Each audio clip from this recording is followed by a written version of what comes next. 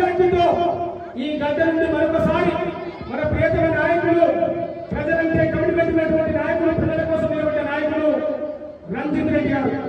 రంజిత్ రెడ్డి గారి లక్ష్యం ఏంటి? ఈ చేవెళ్ల అభివృద్ధి అనే లక్ష్యం.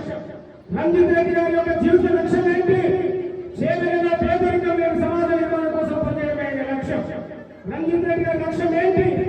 చేవెళ్ల ప్రజల కష్టాలు నష్టాలు వారి ఆపద సంపద చూసుకొని వారిని కాపాడమే రంజిత్ రెడ్డి గారి యొక్క లక్ష్యం.